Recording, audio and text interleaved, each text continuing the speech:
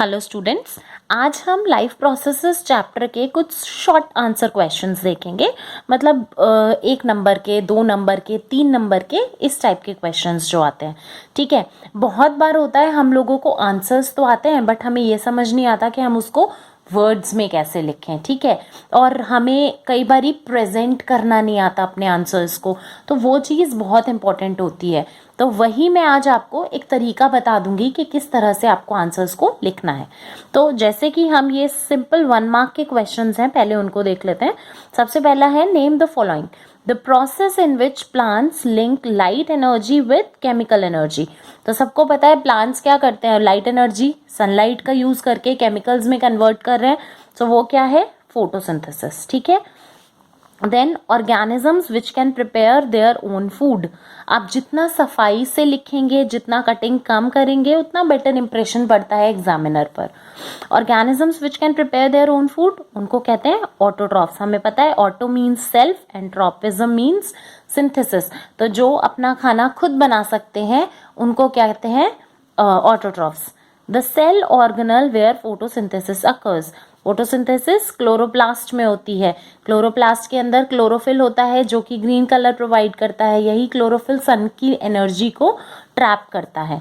ठीक है, then next question is cells that surround a stomatal pore. Stomata के around present होते हैं गार्ड सेल्स। ठीक है, ये गार्ड सेल्स हैं जो कि स्टोमेटल पोर, ये स्टोमेटल पोर है और ये गार्ड सेल्स हैं, तो they are surrounding stomatal pore. तो आंसर हो गया guard cells. Then organisms that can not prepare their own food. जो बना सकते थे वो ऑटोट्रॉफ्स, जो नहीं बना सकते खुद का खाना वो हेट्रोट्रॉफ्स। हेट्रोट्रॉफ्स डायरेक्टली या इनडायरेक्टली प्लांट्स पर डिपेंडेंट होते हैं अपने खाने के लिए। The next question is an enzyme secreted from gastric glands in stomach that acts on proteins. So stomach में रिलीज होता है पेप्सिन एंजाइम।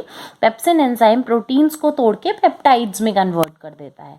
ठीक है, नेक्स्ट क्वेश्चन आता है, all plants give out oxygen during the day and carbon dioxide during night. Do you agree with this statement? Give reason. देखिए, हमें पता है कि दिन में ऑक्सीजन कैसे बनता है, फोटोसिंथेसिस के थ्रू। प्लांट्स CO2 लेते हैं और ऑक्सीजन रिलीज करते हैं। ठीक है, तो रात में क्या होता है कि वो CO2 प्रोड्यूस कर रहे हैं। अब देखिए, इसका आंसर आप सबको पता होगा। रीजन क्या है कि रात में प्लांट्स रेस्पायर करते हैं, दिन में रेट ऑफ फोटोसिंथेसिस ज्यादा होता है, रेस्पिरेशन का कम होता है, तो इसलिए ऑक्सीजन प्रोड्यूस होएगा। जबकि रात में रेस्पिरेशन होता है, फोटोसिंथेसिस हो ही नहीं सकता सनलाइट के एब्सेंस की वजह से। तो सबसे इंपॉर्टेंट है कि आप इस चीज को वर्ड्स में कैसे लिखोगे। ठीक है, तो वो है, सबसे पहले आप लिखेंगे, आपसे क्वेश्चन क्या पूछा था, do you agree with this statement? तो आप बोलोगे yes I agree with the given statement. अब इसका रीजन दोगे। ड्यूरिंग डे टाइम जो रेट ऑफ फोटोसिंथेसिस है it is more than the rate of respiration, thus जो नेट रिजल्ट होगा वो क्या होगा, evolution of oxygen. However during the night photosynthesis does not occur. रात को फोटोसिंथेसिस नहीं होता। क्यों नहीं होता? Due to the absence of sunlight. Only respiration occurs, so they give out carbon dioxide. तो मेरा आंसर मुझे मिल गया अच्छे वर्ड्स में, कम वर्ड्स में, और सही आंसर मिल गया। ठीक है, अच्छा, अब नेक्स्ट आते हैं, how do guard cells regulate opening and closing of stomatal pores. ठीक है, अगर ये क्वेश्चन आ रहा है आपका 1 मार्क में तो आप सीधा का सीधा यहां तक का आंसर लिख के छोड़ सकते हैं। ठीक है, लेकिन अगर ये आपका 2 या 3 मार्क्स में आ रहा है तो आप पूरा लिख के विद डायग्राम बनाएंगे, आपको कंप्लीट मार्क्स मिलेंगे। क्या है, गार्ड सेल्स कैसे रेगुलेट करता है opening and closing of stomatal pores?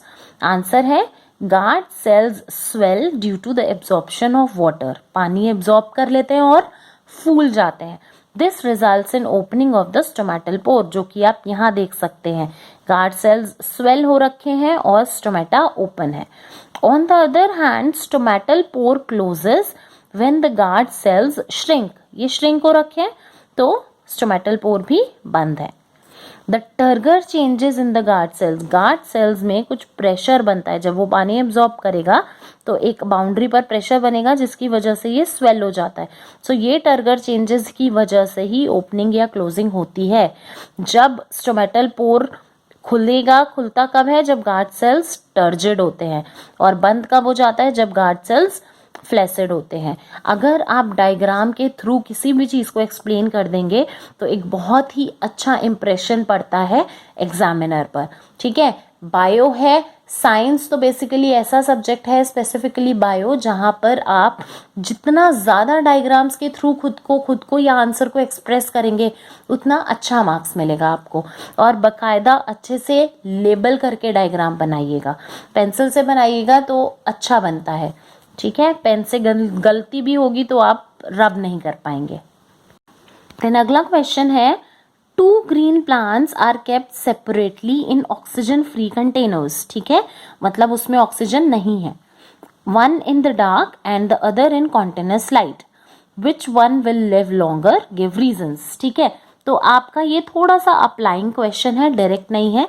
आपको 2 प्लांट्स दिए गए हैं, दोनों को अलग अलग कंटेनर में रखा है जिसके अंदर ऑक्सीजन नहीं है।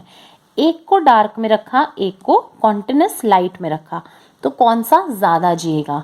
ठीक है, अब थोड़ा सा दिमाग लगाएंगे तो बहुत ही इजी आंसर हो जाएगा। देखिए, लाइट की ज़रूरत होती है फोटोसिंथेसिस के लिए। जब फोटोसिंथेसिस बनेगा तो जितना भी फोटोसिंथेसिस होगा तो जितना भी CO2 होगा वो प्लांट अंदर ले लेगा और ऑक्सीजन रिलीज करेगा। अब प्लांट्स को रेस्पिरेशन भी करना है तो वो जो ऑक्सीजन उसने रिलीज किया है वो आपस से अंदर ले लेगा, CO2 रिलीज करेगा। तो बेसिकली जो कॉन्टिन्यूएशन है प्रोसेसेस का, फोटोसिंथेसिस और रेस्पिरेशन का, वो चलता रहेगा।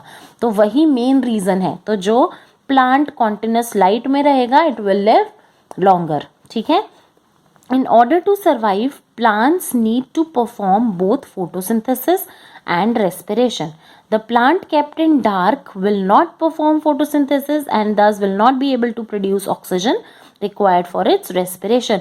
आप चाहें तो इसी चीज को एक बार फिर लिख सकते हैं with respect to the plant kept in continuous light।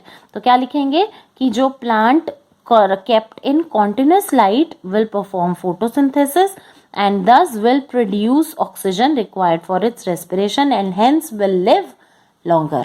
Clear हो गया? आप इसको 2 तरह से आंसर को प्रेजेंट कर सकते हैं, दोनों ही तरीके सही हैं। अब नेक्स्ट टाइप का क्वेश्चन आता है मेरा डिफरेंशिएशन का।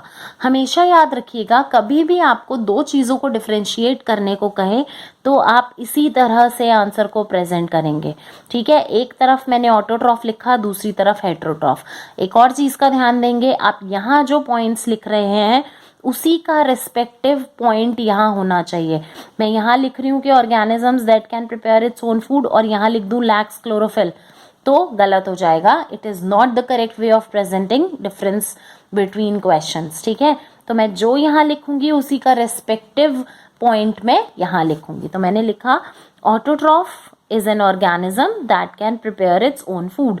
या तो आप पूरा सेंटेंस लिखें या अगर फ्रेज लिख रहे हैं तो ये फुल स्टॉप नहीं आएगा। ठीक है, organism that can not prepare its own food and is dependent on other organisms is called a heterotroph. Autotroph has chlorophyll while a heterotroph lacks chlorophyll। Example जरूर देना है। ऑटोट्रॉफ का एग्जाम्पल हो जाएगा ग्रीन प्लांट्स, जबकि heterotroph का example हो जाएगा एनिमल्स एंड ह्यूमंस। ये आंसर आप 2 मार्क्स के क्वेश्चन में लिख सकते हैं, दिस विल बी सफिशिएंट। ठीक है, नेक्स्ट हम आते हैं आर्टरी और वेन पर। Differentiate between N artery and a when. ठीक है, हमें पता है आर्टरी की वॉल्स थिक और इलास्टिक होती हैं और मस्कुलर होती हैं। क्यों? क्योंकि आर्टरीज में जो ब्लड है वो बहुत ही प्रेशर से फ्लो करता है, जिसकी वजह से उनका इलास्टिक होना बहुत ज़रूरी होता है। ठीक, अब क्योंकि ब्लड बहुत प्रेशर से फ्लो कर रहा है तो उनको वॉल्स की भी रिक्वायरमेंट नहीं होती हैं। आर्टरीज में ब्लड प्रेशर से क्यों फ्लो करता है? क्योंकि आर्टरीज ऑक्सीजनेटेड ब्लड ले जाती हैं from heart to different parts of the body, पूरी बॉडी को पहुंचाना है क्योंकि। ठीक है, अच्छा, तो हम इन्हीं के बेसिस पर पॉइंट्स ले लेते हैं डिफरेंशिएशन के। सबसे पहला आता है कि आर्टरी की थिक इलास्टिक मस्कुलर वॉल्स हैं, जबकि वेन्स की when has thin non elastic walls. मैंने ऊपर वेन लिखा है इसलिए मैं सारा चीज़ें सिंगुलर में डाल रही हूँ। मैं यहाँ वेन्स लिखती, मैं सब प्लूरल में कर देती।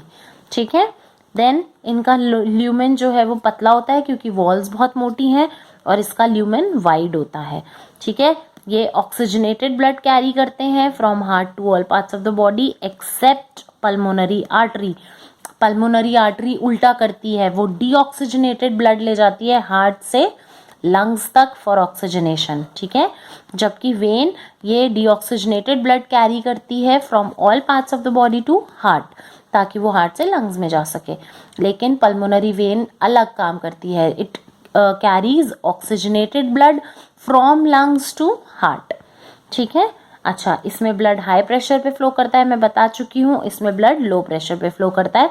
अब क्योंकि हाई प्रेशर में है तो वापस जाने के चांसेस ही नहीं है ब्लड के, तो इसमें वॉल्व्स नहीं होती। वॉल्व्स का क्या काम होता है, वॉल्व्स वो प्रिवेंट करती हैं ब्लड को कि वो उल्टा ना फ्लो होने दे, एक ही डायरेक्शन में फ्लो करे। तो इसमें रिक्वायरमेंट ही नहीं है इतना प्रेशर से फ्लो करना है, वापस जाने के चांसेस ही नहीं है ब्लड के, जबकि वेन को वॉल्व्स की ज़रूरत होती है। ये क्लियर हो गया आपको। अब एक बारी लास्ट क्वेश्चन देख लेते हैं आज का। ये क्वेश्चन कह रहा है, why is small intestine in herbivores longer then in carnivores. मतलब जो हर्बीवोर्स होते हैं उनकी स्मॉल इंटेस्टाइन जो है वो बहुत बड़ी होती है कंपेयर टू कार्निवोर्स। क्यों? देखिए, हर्बीवोर्स कौन से ऑर्गेनिजम्स होते हैं? जो प्लांट्स खाते हैं। प्लांट्स की सेल वॉल किसकी बनी होती है? सेल्यूलोज की, ठीक है। अब सेल्यूलोज को डाइजेस्ट करने में लगता है थोड़ा टाइम, तो इसीलिए जो डाइजेशन है सेल्यूलोज का, उसको ज़्यादा टाइम लगने की वजह से जो स्मॉल इंटेस्टाइन है वो लंबा होता है, ताकि सेल्यूलोज का कंप्लीट डाइजेशन हो सके, ठीक है। जबकि जो कार्निवोर्स होते हैं, मतलब फ्लैश ईटर्स, वो डाइजेस्ट ही नहीं कर सकते सेल्यूलोज को, एंड दस उनका जो इंटेस्टाइन है वो छोटा होता है। ये क्लियर हो गया आपको? अच्छा, आप देखिएगा, मैं आपको दिखाती हूँ मैंने किस तरह से अपने आंसर्स को प्रेजेंट किया है। आप देख रहे हैं कितना सफाई से लिखा है, ये बहुत ज़रूरी है, ठीक है। मेरी यहाँ पर कटिंग हुई, बट मैंने इतना ज़्यादा उसको एग्जैजरेटेड वर्जन में नहीं काटा। तो जितना आप अच्छे से अपने आंसर्स प्रेजेंट करेंगे उतना अच्छा एग्जामिनर को लगेगा और वो आपको मार्क्स भी देगा। सिर्फ याद करके चले जाना कॉन्सेप्ट को, वो इम्पोर्टेंट नहीं है। सबसे ज़्यादा इम्पोर्टेंट है कि आप आंसर लिख किस तरह से रहे हैं। अगर बहुत लंबा आंसर बन जाता है तो आप उसको पॉइंट्स में लिख सकते हैं, अगर डिफरेंसेस हैं तो आप इस तरह से लिख सकते हैं, ठीक है। बाकी मैं आपको नेक्स्ट वीडियो में और भी कुछ क्वेश्चंस कराऊंगी जो कि शॉर्ट आंसर क्वेश्चंस ही होंगे। अगर आपको कुछ भी इश्यूज हैं आप कमेंट बॉक्स में लिखिएगा। Thank you.